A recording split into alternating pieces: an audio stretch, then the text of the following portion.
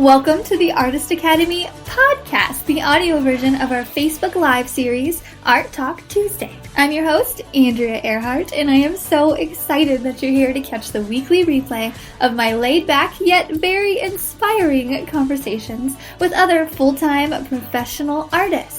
The purpose of this series is to show aspiring artists like you that it is completely possible to make a great career out of this art thing. And if you ever want to join us live and have your questions answered in real time by myself or featured guests, then just hop over to facebook.com/groups/Artist Academy every Tuesday at 8 p.m. Central Standard Time. I'll see you there.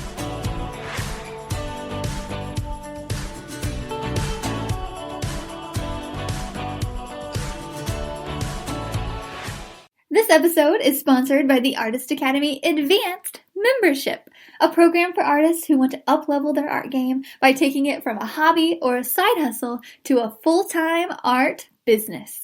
I've been a professional artist for over 5 years with paintings in several different countries and a client list that includes high-profile companies such as Bass Pro, O'Reilly's, Duck Commander, and many, many more. So I figured out what it takes to build an art business, and now my heart is set on teaching aspiring artists like you to do the same. Go to advancedmember.com, that's advancedmember.com to learn more. This week's episode features Artist Academy Advanced student Lyssa Bowen, who just happens to be an art show veteran.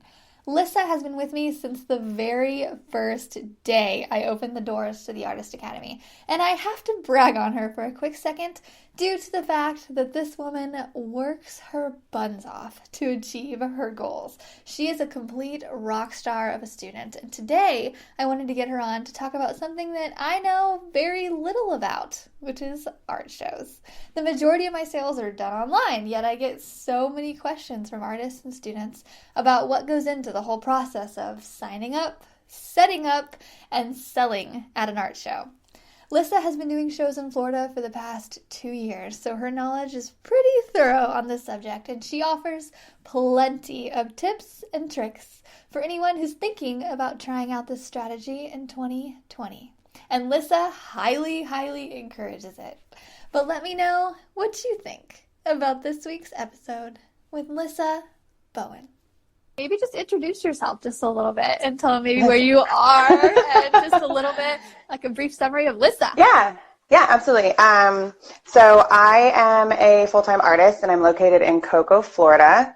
So I am 15 minutes from the beach, which is fantastic because all I really paint is beach scenes and stuff. I do a lot of ocean waves and beachscapes and underwater stuff and sea turtles.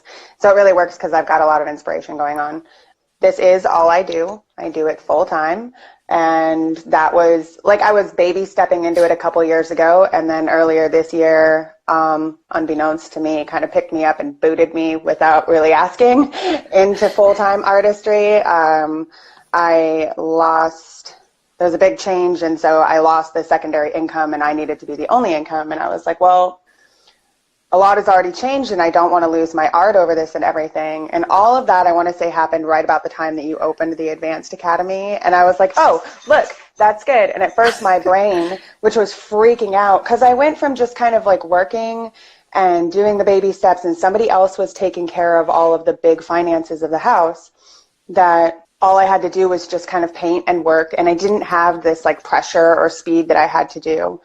So when everything changed, I started becoming more responsible for everything, all of the bills and all of the stuff. And I didn't want to give up my art because I had already put so much time and so much effort into it. And I feel like when a cat falls off of something and they go, they dig their claws in and they're like, no. Yeah. So I felt like that. I was like, I am not giving this up. And then when you started the academy, my brain was like, I don't really know if I can, do I want to put something else on my plate financially and another thing I have to pay for? And I feel like I turned around and looked at myself and I was like, you're going to invest in this and you're going to do it and it's going to pay off and it's going to be worth it and you're going to do it. And if you can't come up with that every month, then girlfriend, you got some bigger problems. So. That's exactly what I tell people too. When they're like, I can't afford it, I'm like, that means you need it. Like, it's so affordable. Like, 20-something a month is like, and it really is, especially when you're like, okay, well, how many Starbucks do you get? How often do you go to the movies? How do you, like, all of these things that you don't really need to be spending money on? What are you, like, just look and prioritize. And if you really want your art to succeed, you're going to make that a priority. You're going to just rearrange stuff. Exactly. So you joined when I first opened it, which is amazing. Yes. And I love that you're still with me. That's so cool. And then has it paid off, do you think? It has, yeah. A lot of it. So even though I was already established in Gainesville, Florida, before I moved down here to Cocoa last summer, and I had established here, there was a bunch of stuff that you offered in the academy that I didn't really know how to do. So like the contracts and the contracts and the proposals and the examples, and just kind of like, I feel like a lot of the times artists are really visual, obviously. And then when you have all of the like technical side of the business, a lot of us, I feel like, are deer in headlights, and we're like, I don't know what to do. Like, I don't know how to do that. And I don't know how much Ryan helps you with that, but I feel like he's a big help, where you're like, this is freaking weird. And he's like, no, it's simple. It's like a bunch of text and you just sign it. And you're like, no. So that kind of stuff has helped a lot. And then earlier this year, when you got that commission for that proposal piece, and you were like, I can't paint that, but I know someone who can. I know like someone who has the perfect niche for that. Yeah. Yes. And it was so fantastic. And I actually, like, that one piece too has generated additional work in itself, because people see it and they're like, wait, what? You can do people? Like, or like silhouettes of stuff. And I'm like, well, yeah, I don't think it's hard, but I guess, like, yeah, it falls in my area. And I guess because I do silhouettes of sailboats all the time now too. So that there, like, the little bit that I've gotten from you, the education and the knowledge that you've provided to the students, and then even the camaraderie from the other students, like, I feel like, I don't know, I feel like it's, especially now in the fourth quarter with all of us going crazy, there's always one person who's like it's a different person every couple days or whatever, but one of us is like, I can't, oh my gosh, I'm drowning, I feel like such a failure, but then we all swoop in and we're like, stop that nonsense. I know, and you do too, like, everybody, on this last one, when Jen was like, I'm not feeling so hot this week, and literally everybody got on, it was like, girl, I have been there, like, I feel you, like, it's going to get better. And I'm like, oh my God. Yes, and I think that helps too. That really helps too, to have, especially because the students that are in the Advanced Academy we aren't all necessarily on the same tier. So I think when somebody on a lower tier is freaking out about how they couldn't possibly get to the higher tier, we're like, even though you're here and I'm here, or I'm here, I feel like I'm here too. Because some days, some days it's just not great. I'm like, yeah, even the ones of us that you look up to and you think you're accomplished, I'm like, no. Some days I feel like I suck and like I can't swim and that I'm floundering and doing the wrong thing. And I'm sure you feel that way some days too. And like, and we look at you like you are crazy and always busy and always have things doing. Yeah, mine's more in like overwhelm too. That's my constant thing. I'm like, I'm taking on too much, and Ryan's like, take some stuff off. I'm like, oh yeah, like I put that I don't have to say yes to everything. Yeah. Well, that was like one of the hardest things for me to learn as an adult, is that saying no to someone else is saying yes to you. And like, I remember the first time somebody said that to me, I was like, that's stupid. And then like, as a grown up, I'm like, oh no, that really does make sense, because I can't say yes to everybody, because then I just don't have enough time for that. For me though, I'm either really, really, really busy and super overwhelmed and have no idea how I'm going to get everything done, or it's like crickets. Yeah. there's really nothing in between, and I have to go and scrounge work up, and life of an artist, feast or famine. Yep. Yes, it's somewhere in between. Yeah, you're never just like satisfied. Yes, exactly. There's rarely a time where you're like, everything's in balance. Yeah, that doesn't happen. So I wanted to get you on to talk about festivals and art shows and stuff. So do you want to just kind of maybe start in on a little bit of that? Because I know that this is a hot topic. I get asked about this all the time, and I'm like, I'm just not this person. So, but listen. Have been doing them consistently now for only 2 years. I'm like, really? Has it only been that long? But it really has. Like, my very first big pop-up show thing was in October of 2017. And I've come so far since then. My first piece of advice is like, even for our career, is it's not for the faint of heart. Like, you gotta develop some rhino skin to do these things. There are a ton of different places where you can track them down and find them. Some places have them consistently. Like, you can check with your local chamber of commerce and stuff and see if they have anything in the area. Like, where I am, the downtown does 4 every year, so they do 1 per quarter.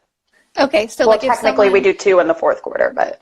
Okay. So, yeah, I guess it's a great place to start. So if someone lives in Wyoming or something, someplace random, and they want to find an art show or a festival that they could possibly show at, how far in advance do they need to sign up? And then where do they look?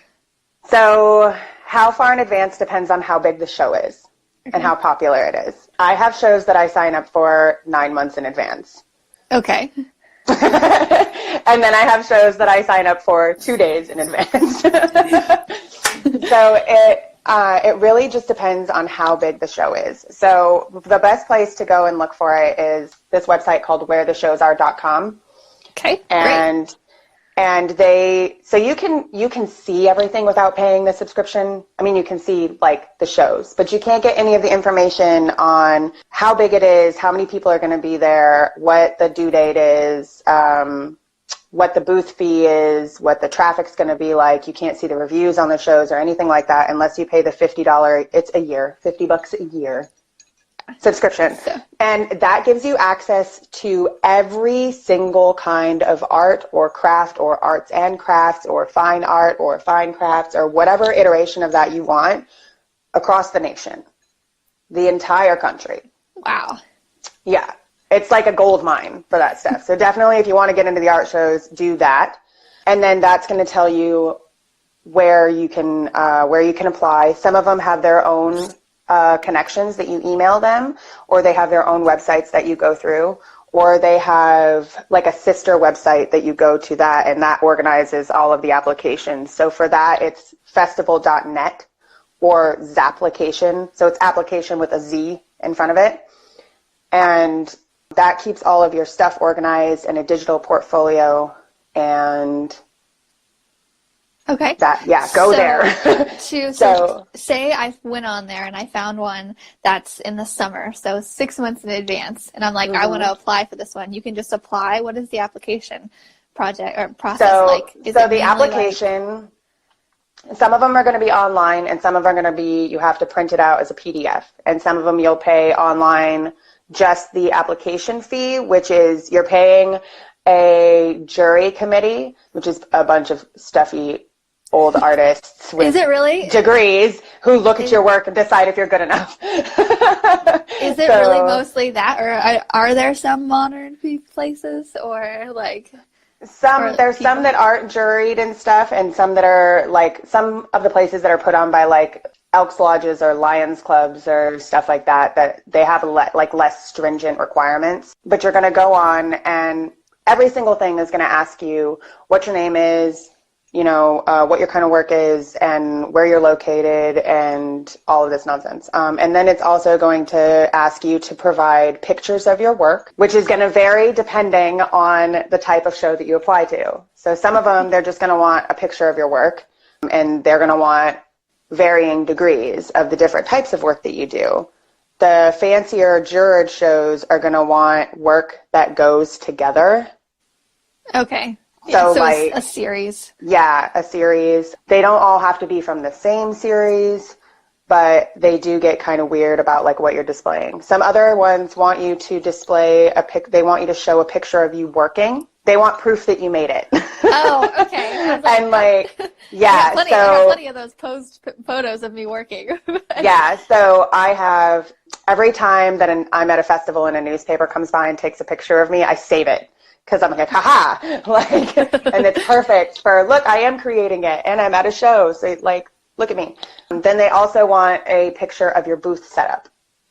Okay. Which means that you have to erect your entire booth setup. Okay. Oh, if you've never done one, you have to be ready to do one before you even do one. Oh, okay. Okay. Yeah. So the barrier to entry is a little high, but once you get in, you're like, okay, it's no big deal, yes. right? Yeah, and the best way to do it is you can start off really, really small and just kind of build up to it. Like when I met Sam a couple years ago, she was just starting doing those. So like we were both doing the shows, but she was doing different ones and she had a different tent setup than I did. Okay. So that's the first thing that you have to get is a tent.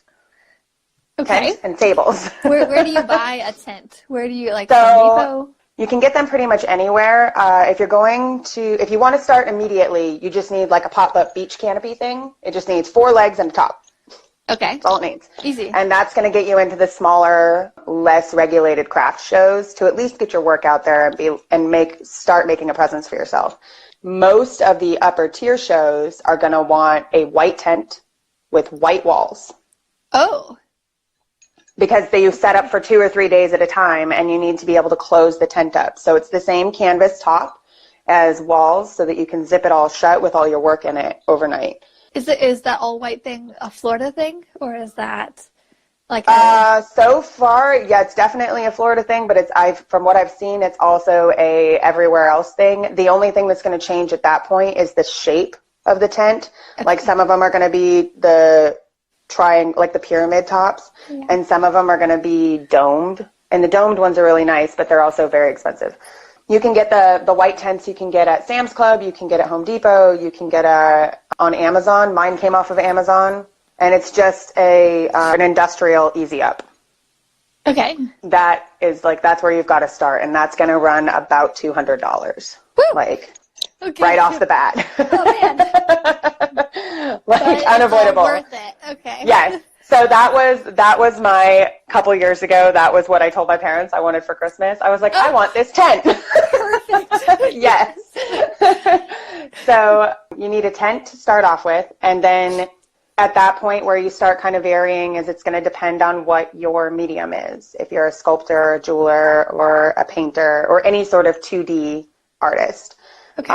We'll just kind of assume maybe everybody's a painter. Everybody's a painter. Yeah. We are. We'll just assume. Yeah. You need walls. Okay. To hang your work on. So even the options for those are going to vary. I'll make sure I post a picture of my booth and I'll have it in a post on mine, or at least on my story when we're done. My walls are reclaimed wood and chicken wire, because I'm very much with like Sam is I don't want to go and like generate a bunch of new stuff. I want to make it all out of recycled stuff. So I made my walls. My collectors and clients and everything, they really like it. Unfortunately, the fancier shows do not. They want you to have very specific black, tan, or charcoal gray pro panel walls, which cost well over $1,000. They are expensive. What? Oh, yes. Wow. So the internet is a beautiful thing, and so is YouTube and DIY stuff. There are places where, and if you're handy, where you can DIY your own pro panel looking walls that'll suffice. And you can do that probably for half the cost. Okay, I might just ask you where these YouTube videos are, and I'll include it in the podcast notes. That way people can just click. Yeah. And then there's also, of course, the other thing you can do is Facebook Marketplace is your friend. You have to assume that around you there is some older artist that is done and is retiring and selling their entire setup. That's what you want. That's a gold mine. Because you're going to get it for a fraction of the cost, because a lot of the times they want to help. They want to help the up-and-coming artist. And so they are like, oh, hey, I have everything here, and they'll list everything. And sometimes they're willing to break it up a little bit. And that's like pennies on the dollar of what you would be paying. So definitely try that. There are several other wall types that you can go. There's grid wire walls that you can get in black, or you can get in white or silver. Then there's mesh panel walls, which are really great for artists that have lighter work. And then those come in varying colors too. And they just stretch from one wall to the other. And get away. They stretch from one wall to the other. And then they have this really fine screen. The holes are really fine, but the screen itself is really, really strong. And so you can put your art on all of those. Okay. So there's several options for walls and there's several options for tents. You just kind of got to figure what works for you budget-wise and what works with your art. So you have like hangers on the back of your pieces? And yes. How do you get them on the wall? Also several variations. So some people do solid walls and they just kind of have nails that they hang in and they hang up their everything, right? Okay. On the pro panel walls, they have like heavy Velcro duty hooks that you can put on them because their walls are wrapped in this kind of like outdoor Berber carpet. Then there are, they're like weird quilting hooks, but they have like a real super pokey side and then it comes up and then like a U. Okay. But they're like a fabric hook. So those get used in pro panels a lot because the inside of a pro panel is foam. With the chicken wire, I actually use picture hooks like that you would use at home on the wall. The little brass ones that come with the nail, I just hook them around the wire and then I hook my paintings onto them. And all of my paintings have D-rings and wire across them so that they're ready to just hang up at home because when people buy art, they just want to take it home and put it on the wall. They don't want to do anything with it. They just want it ready to go. So that's an option. There's also these like long steel cables that you can get that have adjustable clamp hooks on them that you can move up and down. And so that hooks to the top part of your wall and then hangs down the wall so that you can put art on it. And that's kind of more similar to what you would find in an actual gallery. And that's one of the things too, is that for the juried shows, when they do the judging and they're like, oh, we give away $10,000 cash to the best of show, they want your booth to look like a tiny walk-in gallery. Oh. Like, yeah. So you can do the painting hooks, you can do nails, you can do Velcro, you can do command strips. Like it really, all of that depends on your walls and your art. Like it's a really giant puzzle that all of the pieces are going to be kind of particular to you and what works for you. Okay, awesome. Yeah. Jen has a question. Yeah. Is an art show different than a craft show? Like what's the difference? Have you displayed it both? Yes, I have displayed it both. I probably won't do that again. Oh, okay. So there are art shows, and then there are craft shows, and then there are fine art shows and fine craft shows, and then there's ones that they lump it all together, and it's an arts and craft show. I didn't know that. So art shows are predominantly art, meaning it's not functional unless it's like a sculpted vase or, like pottery tends to be very functional, is an art show. A fine art show just means that the caliber bar you have to jump over is much higher than a art show. And the same with a fine craft versus craft. A craft show is going to have mom and pop's local jams and jellies and breads, and grandma has a bunch of fabric left over, so she made bows for her dog. Like that's going to be the craft show. We don't belong there. Okay. You end up looking really, pretentious. I accidentally ended up in one of those this year. I thought that it was going to be something else because of the way that they worded it in the description of the event. And so I applied for it, and it was in a new area. And I always try to push out of my area a little bit to see where I'm going to fit the best. Yeah. And I guess when you go to an art show, you can kind of see there's like a ranking. You can look and see like the caliber of the artists that are there. And then I had, $3,000 original paintings next to like $8 hair bows. Oh my and so I was like, oh no.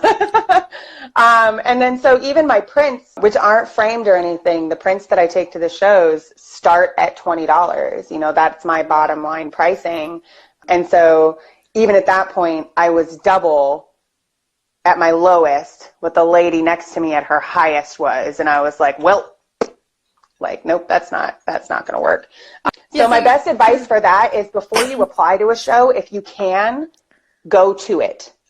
Go to it, survey it, talk to the artist. Before you do any shows, really that's what you should do. You should go to the art shows yourself, attend them as a patron, maybe do some shopping and support your fellow artists.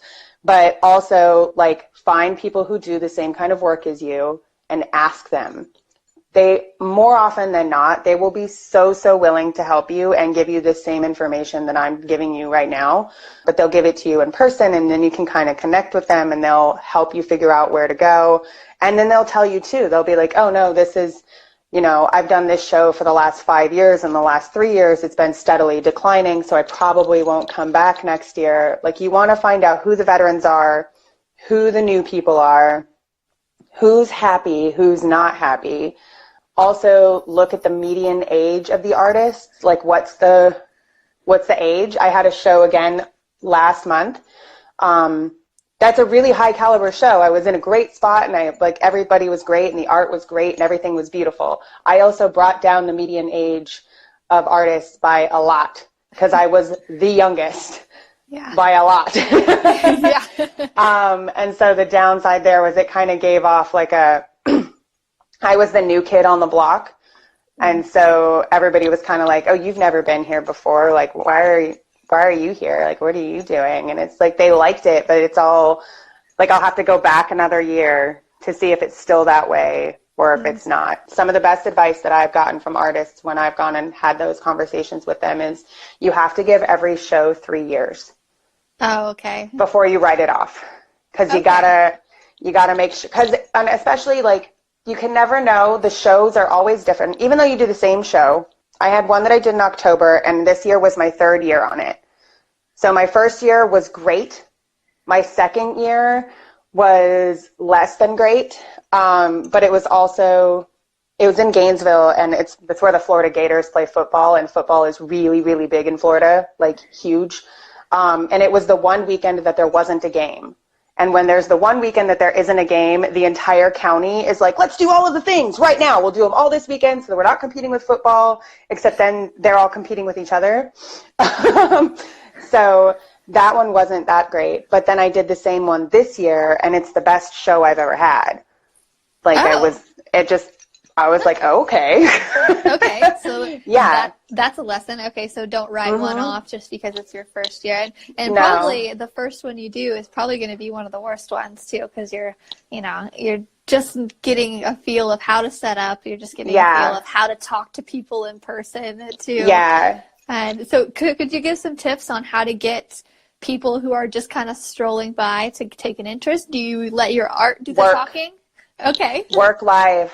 That was one of the things, especially for a painter, bring something so you like when you do the live painting at the charity events and stuff, or you bring the print that you embellish or something you're almost done with. At the show, you want to bring something that you're like 3/4 of a way done, maybe halfway done with, so that you have enough of it that people are excited about where it's headed, and they want to stand and watch you develop it for a little bit. They don't want to see you putting on your final strokes. They want to see it actually be born. And then you'll get people, if you're doing that on the first day, you'll get people who will come back on the second day just to see how much farther you are. They want to see it develop.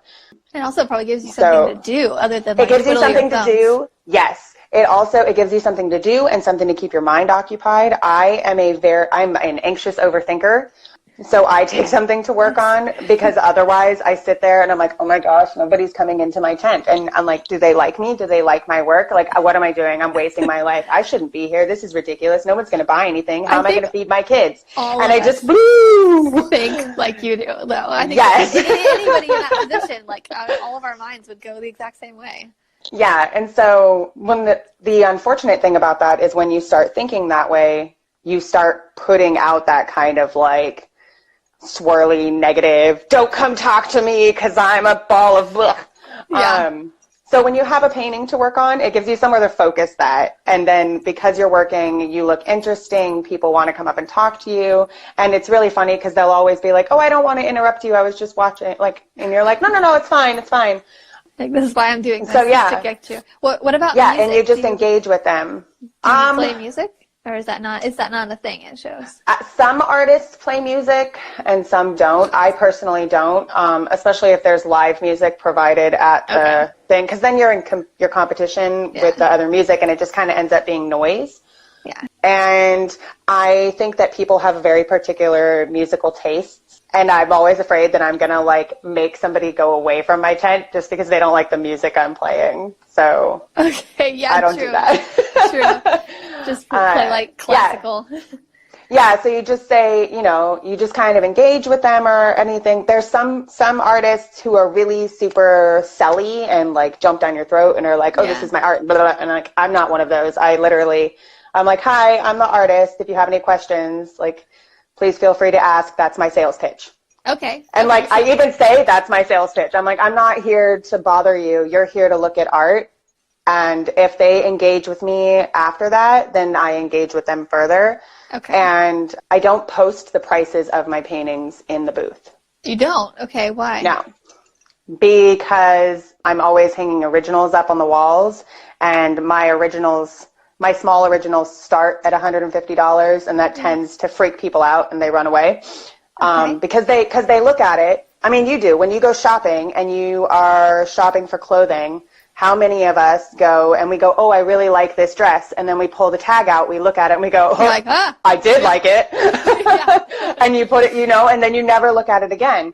And so I don't do that. I have handwritten, which again, the fancy shows hate, but my clients really, really like. I have handwritten signs where I write the title of the piece, the medium and the size, and then I write a little thing about it, like why I painted it or what it brings up for me. And then I usually ask a question at the end of it. And I'm like, if it's something that has images hidden in it, I'm like, can you find the whatever, or what else can you see, or what does this piece do for you? Usually brings up a nice flow of conversation where they can talk about it. And that's what you want to do, is you want them to fall in love with the piece so much that they don't care how much it costs. Okay. And if you write on the little card, you ask the question on the card, or you verbally? Yeah. No, so if you have, like, for this one here, when I had this one at the show this weekend, it would be like hanging up like this, and then off to the, side here? Yeah. Would be like a little index card type thing that would say, this is Boundaries. It's a 36 by 48 acrylic piece. And then I would talk about why I painted it. And it's pretty much usually like a verbatim whatever I wrote on Instagram when I posted it. Yeah. And so for that one, there's a bunch of stuff hidden in the clouds because I was working on it live at a couple shows, and kids would come up to me and they'd be like, there's a gator right here. And I'm like, what, where? And they would show me, and sure enough, there was a gator. And so I would like develop it a little bit and pull it out, because there's something about kids coming up and participating with me in my work that I really, really like. So that was what I asked for that. And I'm like, can you find the gator? What else can you find? And so people were stopping and talking about that all the time. But when you develop that conversation with them, they have a chance to kind of fall in love with the piece and fall in love with you. And you have to sell yourself as much as you have to sell your art, because as an artist, that is us.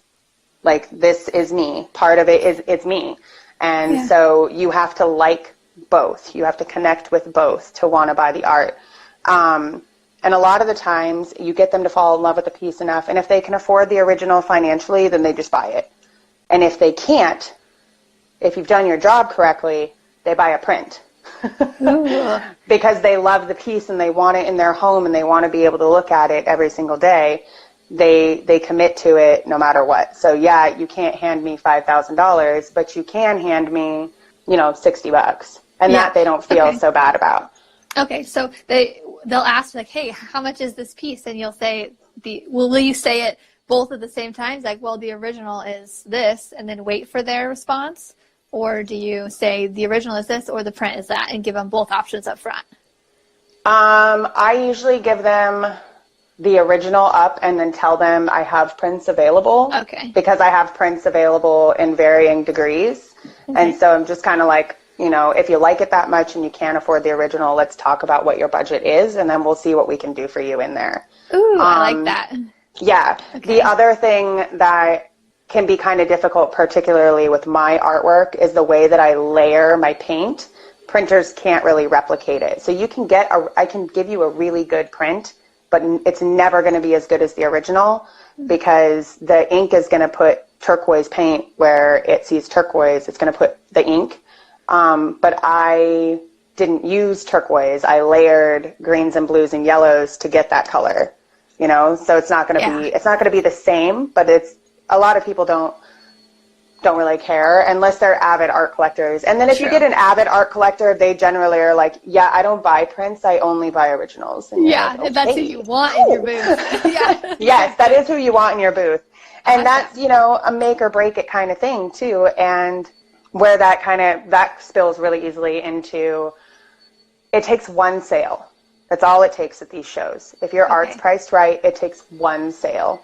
Okay, which could kind of go into another question of how much does it cost to get into these shows? Obviously, the lower craft shows where the higher fine art shows are a bit more, but maybe there's a general idea of like, is it $500? For... Some of them can be as low as like $20. Okay. Those are generally your once a month pop-up art walks that last for, 4 to 6 hours, anywhere in that, like on a Thursday, Friday, Saturday, all the way up to $1,000. Oh, wow. Okay. Depending on where you're at. Those are shows that I have not done yet because I am a single mom. I don't just have $1,000 laying around to just gamble with. That's, and that's really what you're doing when you do these shows. You're kind of gambling the booth fee to see if you are going to make it back. A lot of the times the shows are like, oh no, we charge that because we know you'll make it back. And you're like, yeah, but can you really guarantee me that? And the answer is no. The answer is no. So yeah, some of them, like the ones that I haven't entered, are South Florida district. I don't know if anybody is familiar with it, but Art Basel just ended, which is a huge, long Miami Art Week. It's like New York Fashion Week, except it's art, and it is enormous and incredibly difficult to get into. Oh my God. Oh goodness. Incredibly difficult to get into, and very, very expensive, but also very worth it because the people that attend that show, which really it's like a bunch of little micro shows within a big week-long festival. And the people who attend it they're there to spend money. Mm-hmm. Like, that's the one that you're like, okay, fine, I'll give you $1,000, but all right. My median level is usually between $175 and $275. I think I did one earlier this year that was closer to $400, but that's like the most expensive that I've gotten. I usually stay right around $200 because if you're local, then it's $200. But if you're traveling, then it's your gas and your transportation for your actual artwork, your lodging, your food, the show expenses, like everything for that. Obviously, all of that is expensible. Like, write it off, keep track of all of that. But it's just kind of like a big investment up front, and then you work your butt off for 2 days and get the return. And some days, at the end of the day, we all want to make money, but your goal is to at least break even. Like, you never want to be going into a deficit. And then even then, you never know. I had a show this year where I went and I spent the money and I made $0. I didn't sell anything, nothing happened, but I got probably $3,000 worth of commissions out of that show. So I didn't come home with money that weekend, but I had a bunch of money afterward. So you have to kind of feel it by ear and think of it as, even though you're paying for the thing, and even if you're not making the money back from paying for the booth fee, you're paying kind of like an advertising fee. And I know we all hate the whole exposure thing, but like, it really is exposure. The best thing for you is for you and your art to be in the face of potential collectors as often as possible, in the best mood possible, with your best foot forward as often as you can. Even though I had that show, it was really discouraging. And it was because I was just not in a great spot.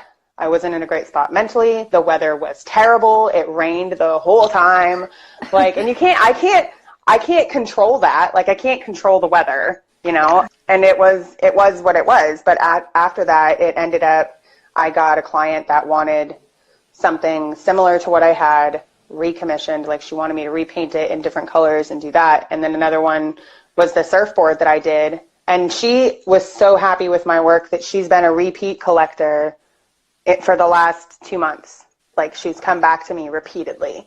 And she's like a golden a golden client. Yeah. So yeah, it's expensive up front, but not always. So if you're wanting to get started, look for a local art walk. Talk to your local art community and see if there's something you can get involved in. Food truck festivals have gotten really popular in the last several years, and a lot of the times they have space for vendors, and they turn into this like Friday Fest. Everywhere I've lived in the last 10 years has had some sort of Friday Fest.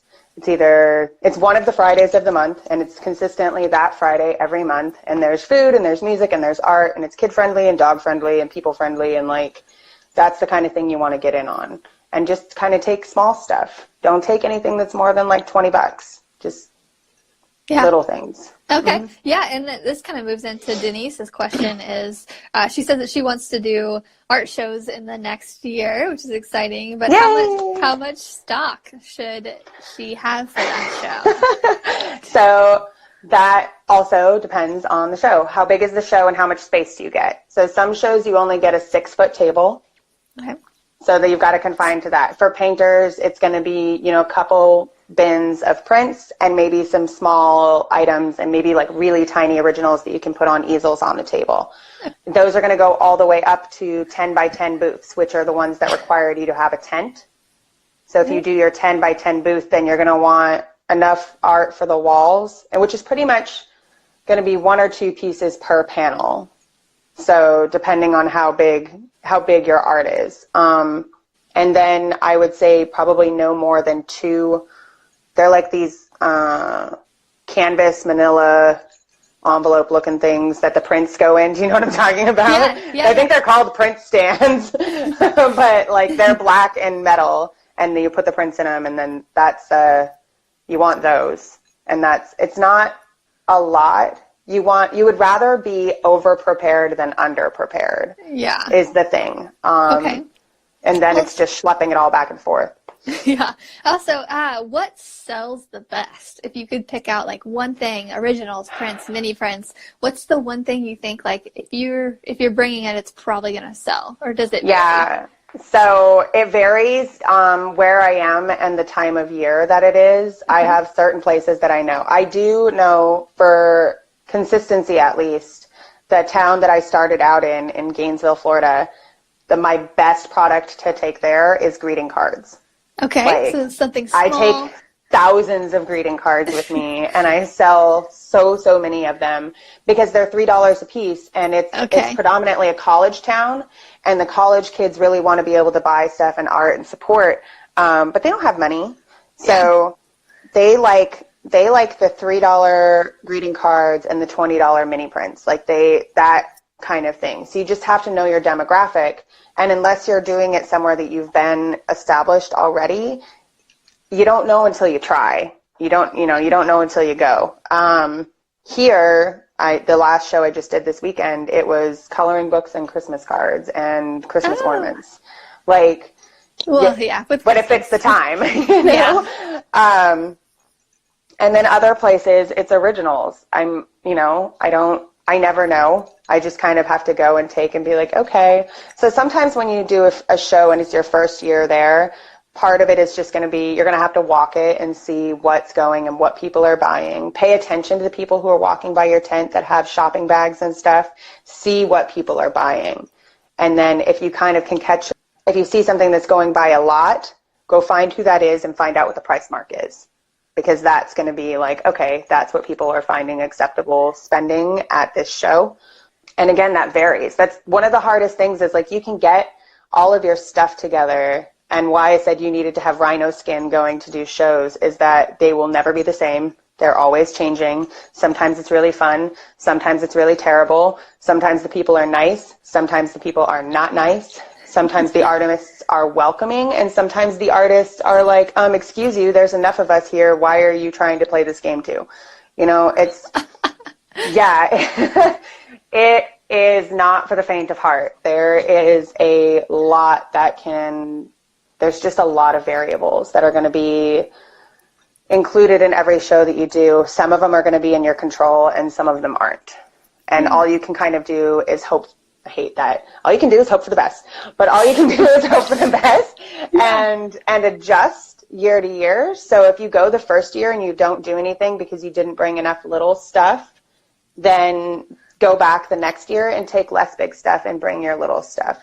And if it's the other way around, maybe you brought too much little stuff and it's a higher end show, and, you know, those people want to spend higher end money and they don't, like, they somehow think that you're beneath them at that point. It's really, really bizarre. Like, you have to kind of ride the wave or the roller coaster, and there's no real rhyme or reason to it. The only thing that you can do is consistently have your tent and your setup and work and be as authentically yourself and cheerful as possible.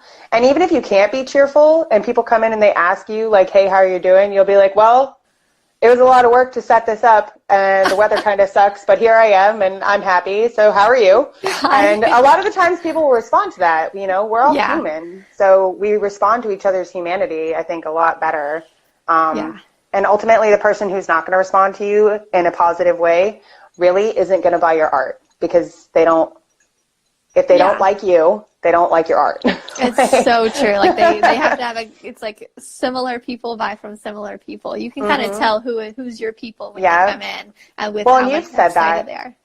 You've said that before, I think. I remember hearing in another podcast where you were saying that you sell better if they have a chance to meet you and talk with you rather than your work just hanging up in an office for a month or two and nothing happening. Yeah. Like, they need a chance to meet the artist and connect with the artist. Which is perfect for shows and festivals. That's exactly what you're doing. You're connecting with your customer. And there's just, I mean, there's such an online game here recently, which is amazing that we can sell art on Instagram and stuff, but you just can't beat that in-person connection, which is why I hope people listening are like, really, if they've never done a show or they've never, you know, presented or something, I really hope this inspires them to help get them out and do it. And because it's not as scary as you think it is. Yeah, no, and it's fantastic. And too, like, with everything being online so much now, I can't tell you how often I go to a show and people come in and they're like, oh, I follow you on Instagram. Like, I've seen your work. It's so awesome to meet you in person. Like, oh, this is cool. Or specifically with Boundaries, the piece that I just finished, people were watching me paint that and they were watching it develop on Instagram. And people came to the show this weekend specifically because I was like, hey, I'm done with it. If you want to see it in person, it'll be in my booth on Saturday and Sunday. And people would come just for that because they wanted to see it finished, or they saw it at a previous show where I was working on it and they wanted to see it finished. And so it's just weird how interlocked or intertwined or muddled like all of that is as far as Instagram and Facebook go. And I keep meaning to hop on the TikTok train. One at a time. Like, just one. It's a lot. Yeah. Recently, I've been experimenting on LinkedIn too, and I'm like, I'm just adding more. I don't even know. Well, and that's the thing, though, is you've got to kind of cast a wide net to get a few fish. Like, do what worked. We have a couple questions from when we posted on Instagram yesterday asking for questions. What's the best way to charge your customers? So if someone wants to buy right then, how do you collect their money? Take card. Get yourself a reader. Okay.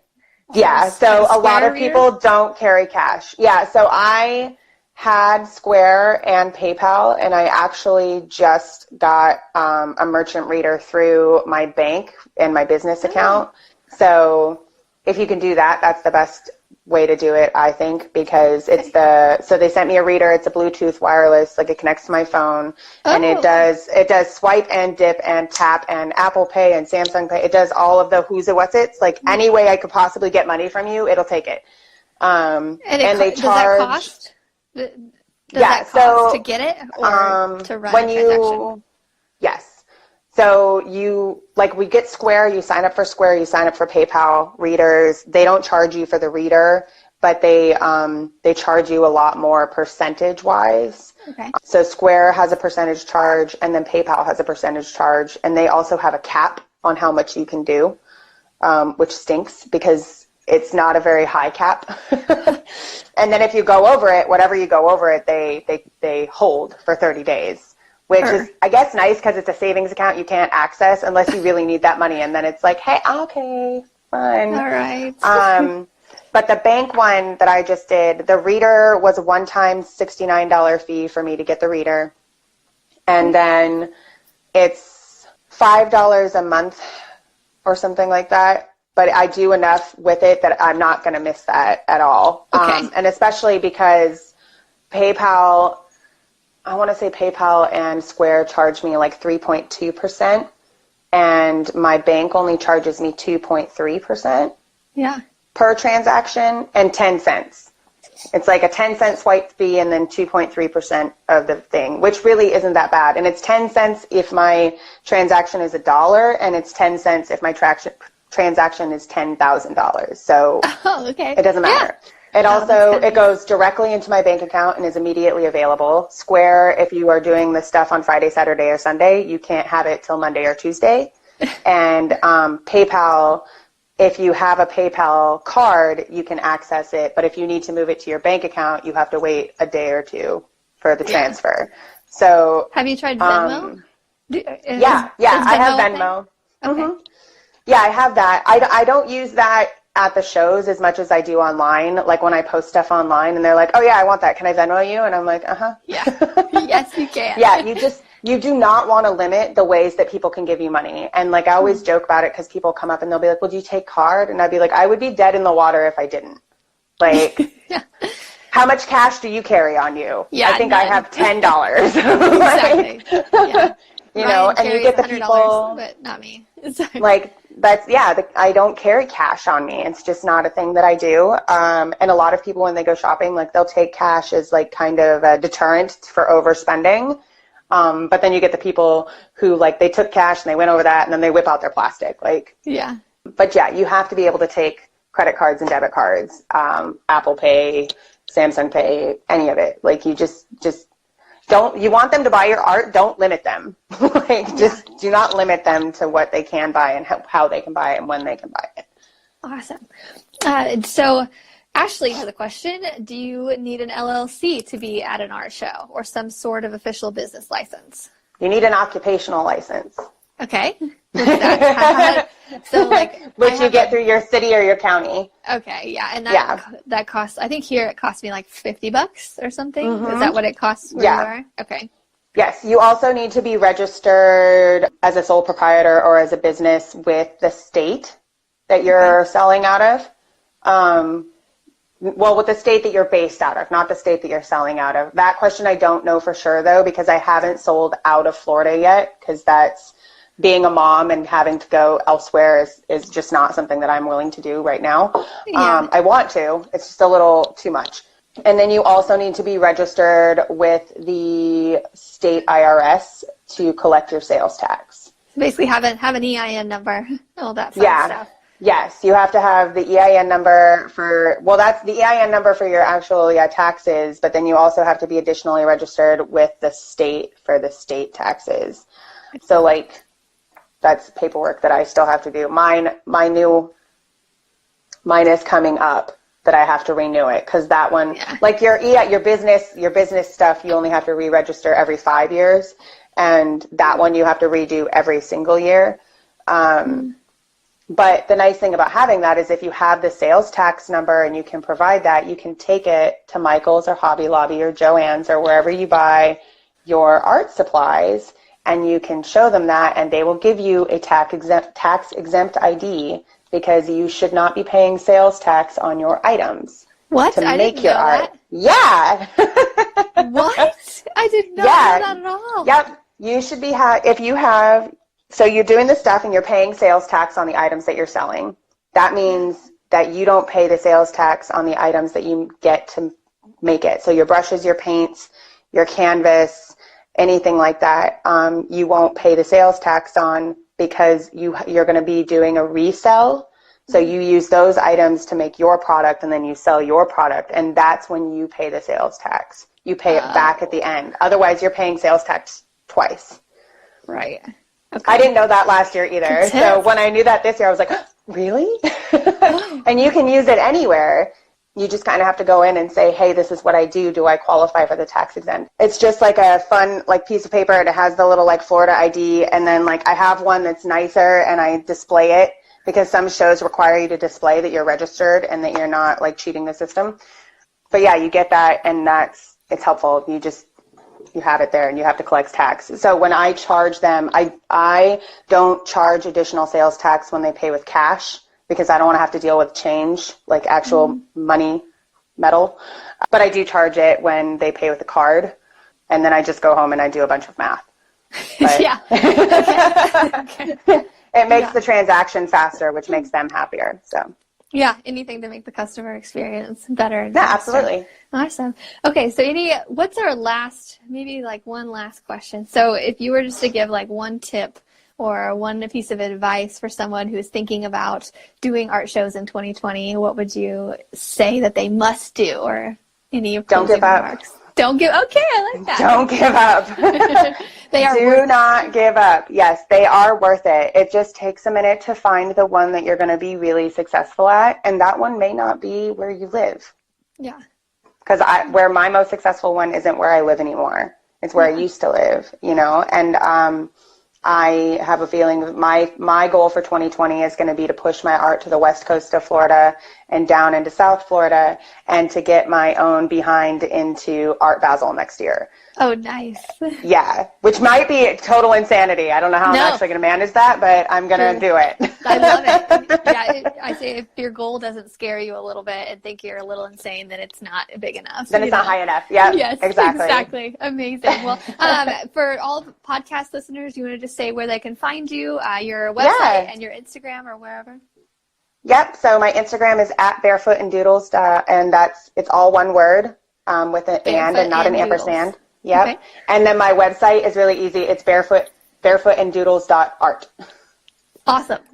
Super easy. Super simple. Simple is the way to go. Awesome. Yep. Well, thank you so much for hopping on here and talking. I've learned so much. Absolutely. Thank you. My pleasure. Yes. All right. Well, I will see you later. Have a good day. All right. Sounds great, Andrea. Thank you. Yeah. This episode is sponsored by the Artist Academy Advanced Membership, a program for artists who want to up-level their art game by taking it from a hobby or a side hustle to a full-time art business.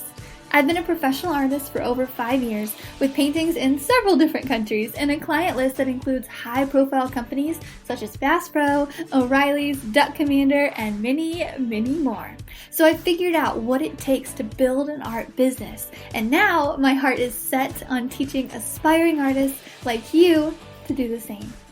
Go to advancedmember.com, that's advancedmember.com to learn more. Don't forget to subscribe to the podcast and leave a review. Also, if you ever want to join us live and have your questions answered in real time by myself or featured guests, then just hop on over to facebook.com/groups/Artist Academy every Tuesday at 8 p.m. Central Standard Time. And I'll see you next week.